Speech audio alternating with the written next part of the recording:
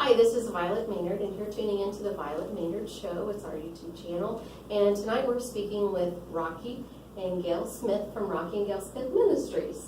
Welcome. Thank you.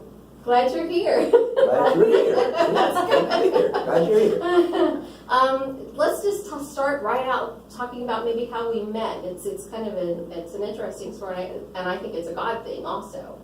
How we met? actually us. Oh. We us met. Okay. Us and Violet. And yeah. Well, you know how you go to a restaurant Yes. and they say, "What would we like for dinner?" Yes. And I want to say, "I don't know. What would you like for dinner?"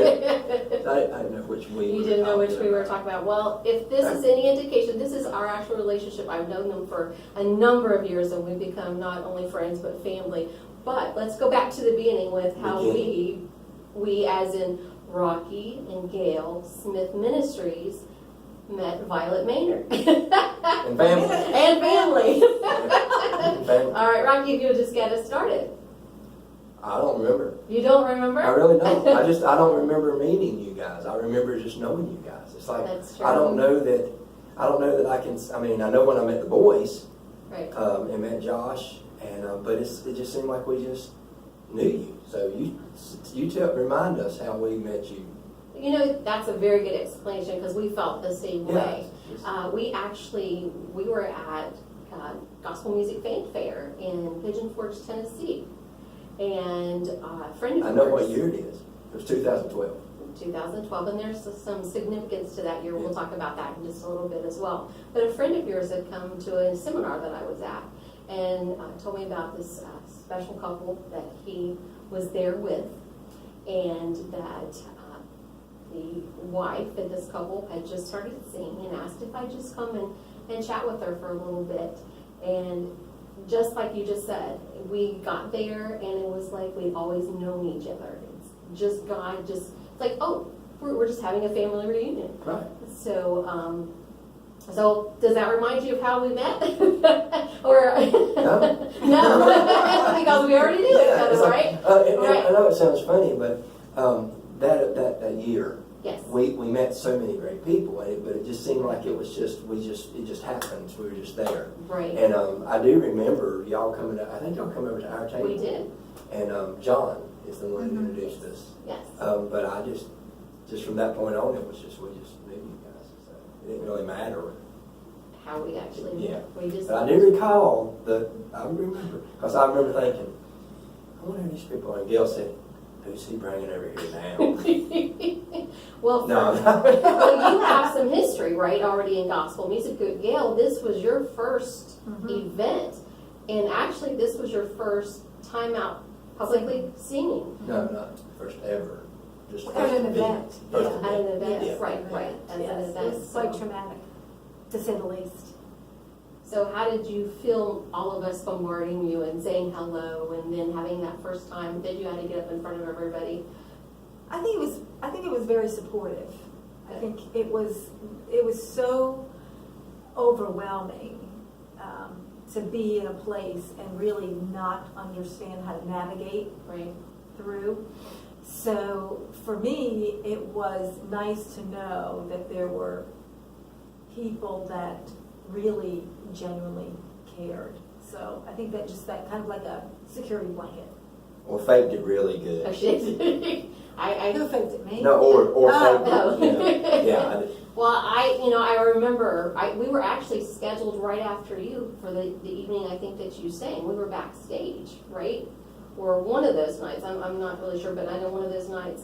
And I just sat there and thought about how fabulous I thought you did, because knowing that it was your first time at an event of that caliber, I don't want to say caliber, but it was a larger event than and it's different than being in a church service, right? Right. So it gives you a whole different feel. But I was just ecstatic.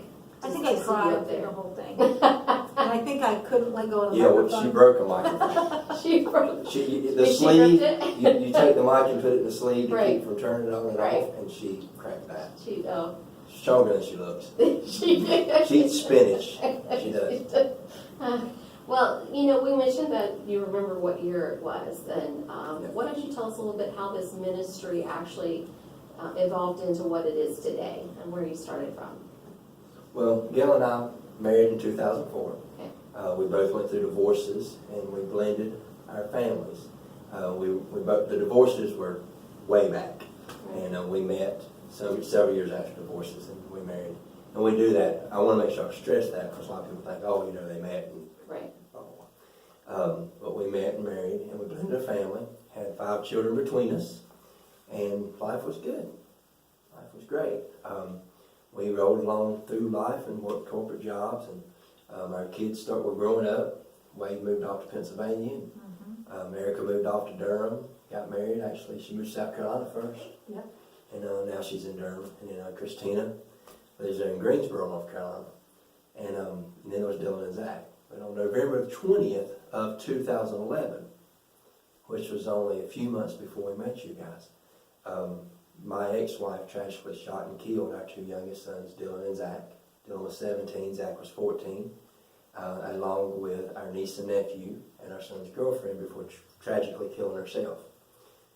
So that it's known as the Pleasant Garden tragedy, and 7 years later now, most folks that know us all have heard that story, but there may be somebody that don't. And during the tragedy, we felt God's hand just holding us and comforting us. And I'd always played music. So as the tragedy unfolded and we went through the funerals and everything, Gail came to me and she said, whatever the Lord's telling you to do, I felt like that's what we need to do. So at that time, I was still playing country music. And we got out of that deal, whatever you want to call it, talked to those guys and worked out to get away from the deal we were doing. And I said, well, I know what I need to be doing, but I was praying. I said, God, they won't let me. And I said, the church people won't let us. And Gail said, whatever is he saying, we got to do it. So on January I think it's actually the 4th, January the 4th of 2012, we put out an announcement that there was going to be Rocky Smith Ministries. And Gail was going to sort of be in the background. And so on, I want to say it was the 16th. I don't know if that's exactly right, but it was a couple weeks later. This church had already called and asked us to come. And so we went out and got speakers and a board, and we was going to go sing. And I figured that somebody let me sing. And on the way to that singing, Gail was singing in the car, along with Morgan Easters was singing I Need You More Today. And as we were riding down the road and she was singing it, I felt the Lord say, this is what I want. I want to be the 2 of you. And so it didn't take very long before it was Rocky and Gail Smith. And so that's sort of how it all came to be. But so being there so quickly after our tragedy, lots of folks didn't realize when we said November, I guess they didn't catch the date, because lots of people didn't realize it was really only 6 months after our tragedy that we met you guys at Fanfare. Right. And the Lord's just continued to open doors. Amazing. Well, we're at a lot of places we've got to go. And I know God has definitely evolved this ministry to where you're allowed to share your story, and so really your life that you're sharing with these folks. And I've been to a lot of your concerts, and I have seen, and I know I've heard you tell this story many times, and it still impacts me every time I hear it, because I get something new from your presentation or from your music that speaks through it. And I know you guys have touched a lot of folks, and I know the biggest portion of your program, Rocky, you handle the music side of things, but there's a portion where you turn it over to Gail. And one of the things that I know has been, for me, impact is Gail, when she starts speaking, because I know she speaks from her heart, and she's probably one of the most eloquent speakers I agree with that. that I've been in presence of. They're not crying through it all. Not always. It's like EFA. But right, because she when she starts speaking that she's speaking from her heart. Right. So giving you an opportunity to speak, because Rocky and I love to talk, but I want you to. Do we though? And the folks at home will know that we love to talk, right, Rocky? Right. But I want to give you an opportunity, just as I know Rocky does when it turns over to your portion, to say, Gail, this is your part of the program. Speak from your heart and tell us what you would like to share today. I think that it's different wherever we go. When you're in service, and I know you have a ministry as well, and I think that you want your ministry to be led by God, and we just want to plant a seed. We want to encourage people, and we want to let people know that no matter what they're going through, as long as they have God, they can get through anything. So I don't know that I can tell you that I know what I'm going to say. I think that it's how I feel in my heart at that point in time. I mean, you're standing on the stage looking out at people, and you're seeing them, and you're seeing the reactions to the songs, and by the time they've come in, they have our pamphlets, so some of them have looked through it, and so they have the background. And I think that it's just how I feel in that moment. The song that we sang before may have a bearing on how I feel, what the Lord is saying to me. But I think Rocky and we just want people to know that we're just real people. We're no better than anybody else. There's a lot of people that think, oh, they travel around and life is good for them and they don't really do anything. Right. And it's really hard work. It's a different work. And I think we just wrote a song called All I Want to Be Is. And that is really our prayer every day, is we want to be in the will of the Lord, the perfect will, not just in His will, but in His perfect will. So, and that's kind of heavy sometimes. I mean, it just is, because everything you do, you want to do correctly, and you want to do right. And so I think every meeting that we have is important, and we want to share what the Lord gives us to share for those that are there. And sometimes I feel like I'm sharing for myself, to myself, but that's how all of our services are, is just to be real, and to just plant that seed of hope and encouragement. I think that's great, and I think what you mentioned is, for what I see from that is we have a responsibility, whether we're music ministers, we're, bringing the word, through giving a message on a Sunday morning, or if we're out singing in a concert or a church service, we have a responsibility to share of ourselves. But in that, what we have lived and been through, sharing it allows us to share Christ, because it opens the door for them to say, hey, I'm not the only one that goes through that. Or, I see them on stage, but my goodness, they went through that. And so you're touching lives just by obeying God's will. Right. And, you mentioned when they see you in concert, this is obviously part of your program, but I know that you particularly do something in your concert that is so fun. And yes, the you as in Rocky. Because I know, I obviously with having 5 children, nieces and nephews, and I have Josh and Holly, but kids in your life is very important. And of course, with what you've been through also gives you, I think, a stronger connection to children to some degree, do you think? I don't know if that's me connected to them or they seem to seek us out. Yeah. And it's probably because I'm just a big kid. Really? Yeah. We know. Right. I just try to always include the young people. It's sort of funny, I was joking about this the other day. Lots of folks may or may not know that we came off the road for about 3 years and pastored. And we would still do certain events, but we weren't really on the road. And this past January, we stopped being at that church because God had led us to go back on the road and to go to do the things He called us to do. And that being said, He told us to help with the camp in Georgia. And we do that. It's called the Refuge Baptist Camp and Foothills Gospel Music Park. And we help there. And a lot of that's got to do with kids and things of that nature.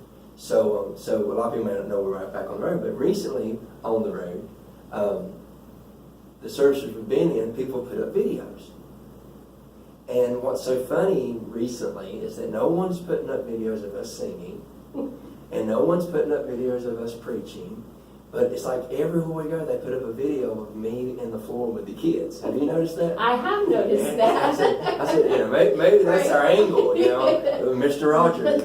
But so it is. That is very meaningful for us Right. that we try to include the young people to where they feel like that, because so many times in gospel singing or in Right. church, the kids sort of get left out, and so And we they have their wonder. own service. They have their own Right. service, and we wonder why they, you hear it all the time. Well, the young people just don't like Southern gospel music. Right. Well, how much of the Southern gospel music is pointed towards young people? Right. So if we get them involved in what we're doing, maybe they'll like us. We have several young people that say they like our music. Some of it. That's great. So if I were to go to a Rocky and Gail concert, what are some of the things I can expect when I get there? Rocky rolling on the floor. Rocky really on the floor with the kids, or dancing with the kids. I have to see him on the stage because I have a dress on still. Is that what it is? That's why, right? That's it. Yeah. Well. They laugh. Yeah, people laugh and they cry, and we see shouting, praising. One gentleman, we came out of the service, Right. and sometimes hesitate to call it a concert because Right. of all the stuff we do. Right. But we came out and he said, I thought I was coming to a concert. He said, but what actually happened was I had an experience, and that's what we hope people have. It's an experience to where they get what they need, whether it be laughing. Right.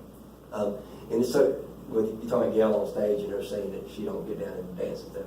Somebody the other day had put on there that I just love the look on your wife's face. and I said, and she said, you can just see the love in her eyes.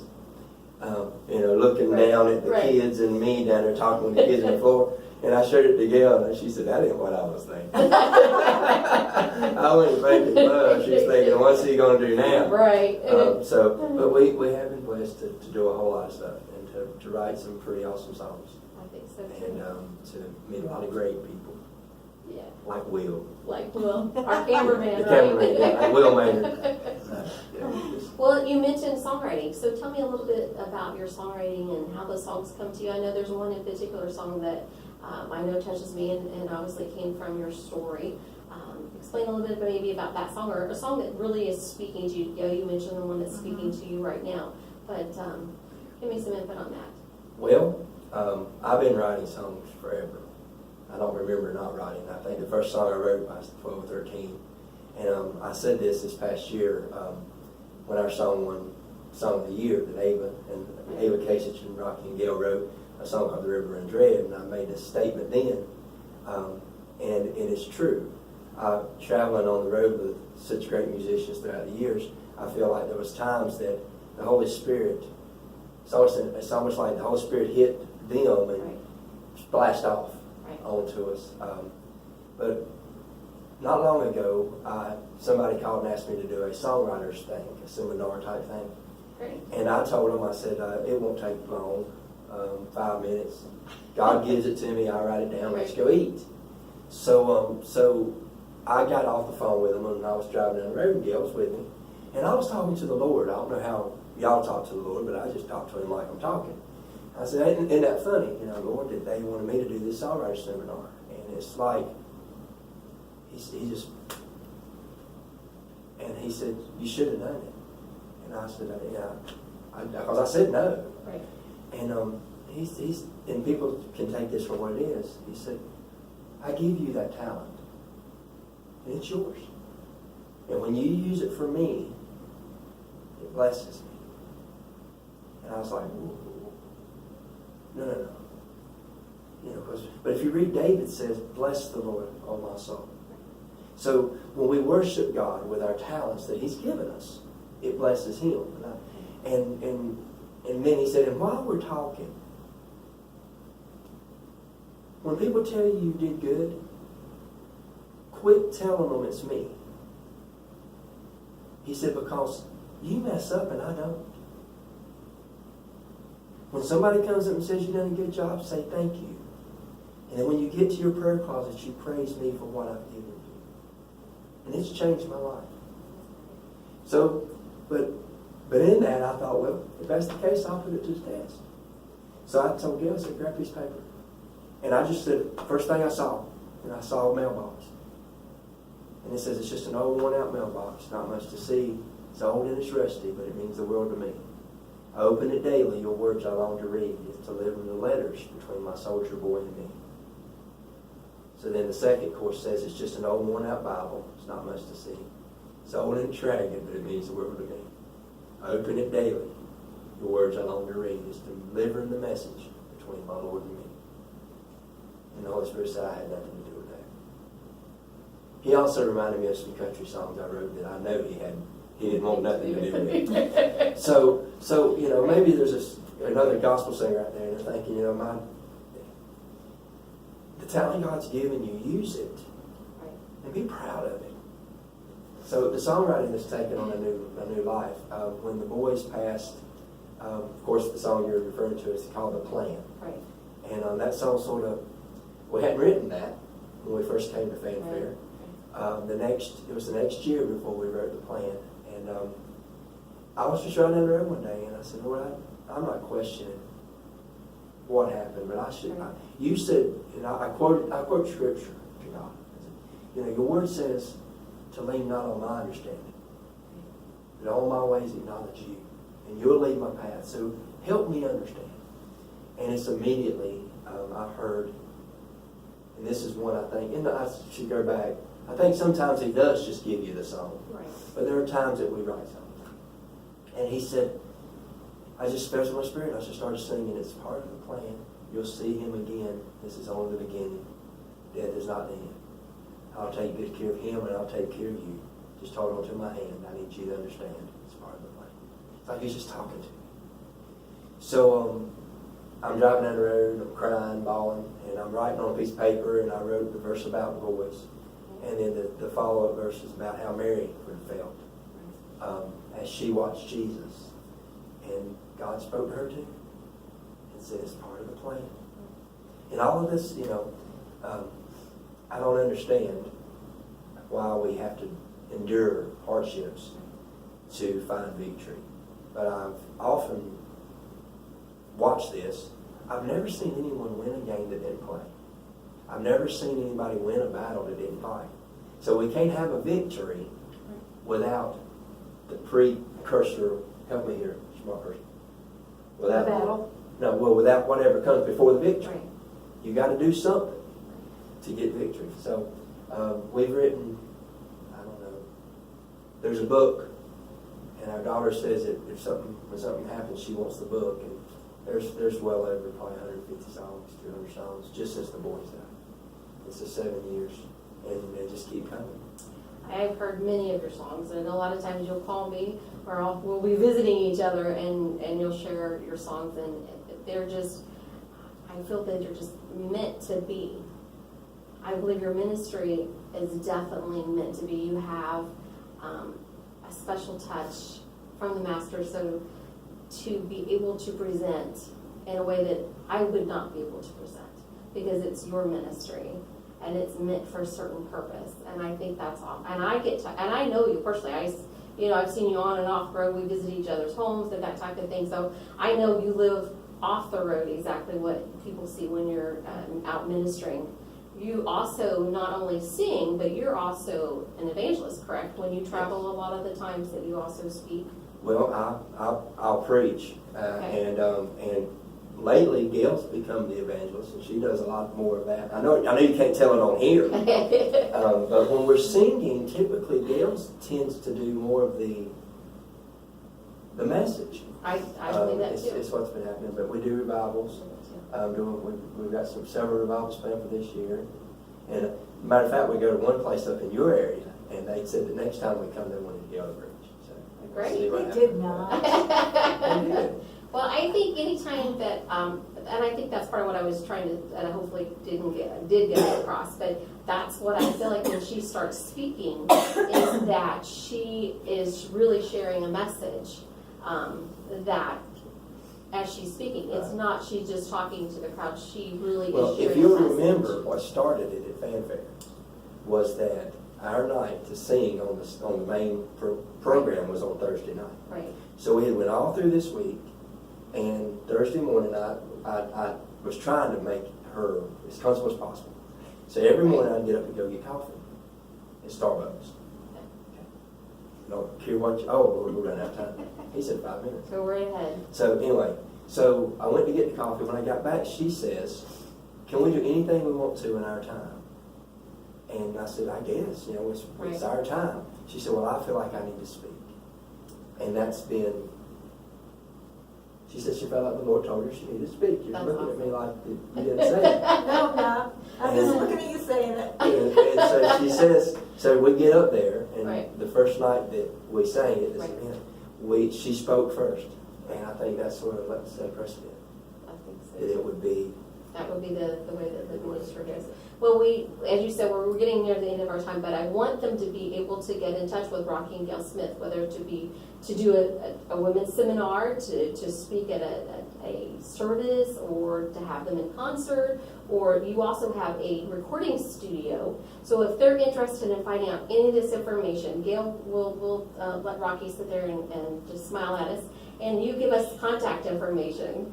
It's www.RockyandGailSmith. no, it's not. What is it? We've not had a website for Oh, that's right, I'm sorry, no website.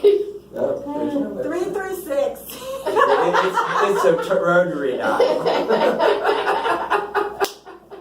And this is the way we have a great time all the time, folks, and you will love having Rocky and Gail. But to contact them, either for the recording studio or to have them in your special event, you call 336-790-6257.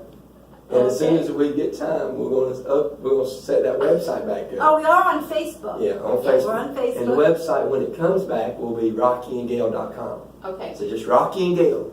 And if you Google Rocky and Gail, you can find us. You can I do, find because out. I was looking for your website and I couldn't find it, so now I know. But you also have a studio. We'll get that in very quickly. What's the name of your The studio? name of the studio is Unmarked Road Recording Studio. Okay, and they can call that same number They can. to reach that as well. Yeah, and we just to name some folks, Ava Cases we mentioned, Debbie Right. Bennett, Crimson Ridge, the Schofields, Charles Scarlett, Rocky and Gail, Southern There's Bound. tons Tons of people. of people that have recorded with us. The Lord's really blessed us with the studio. Southern Bound, Hazel Sane. Hazel, Sane, Walt Searcy. The list goes on and on. So for those that don't know, the Lord blessed me to play 17 instruments. And so we make it tracks. We got all kind of friends. We can get people to play. If I can't play it, we'll find somebody. The studio's doing really good. God's really blessed us with that. As an extension of our ministry, people say, well, what's that mean? It means that we're not like your typical studio where it's this much an hour, it's this much. We really, together, we pray about what the Lord would have us to charge for recording, and we work that out with the artist, because it is an unmarked road, and where that come from is that we were right down the road, and every artist don't just have a cookie cutter ministry. So we thought, what would be different? And we were talking about how we didn't know where our road was going to lead us in an unmarked road. So what we asked in our little catch thing is, let us help you find your road Great. for your ministry. That's wonderful. Well, again, thank you, Rocky and Gail, for joining us on this episode. Well, thank you. I can't believe it's Appreciate on. I know it goes so fast. It when does you're when you having fun. talk, yes. That's great. That's awesome. Well, again, you will not be disappointed, and you will be blessed if you have Rocky and Gail Smith to your special event or service. So we thank you again for tuning in, and we will see you next time on the Violet Maynard Show.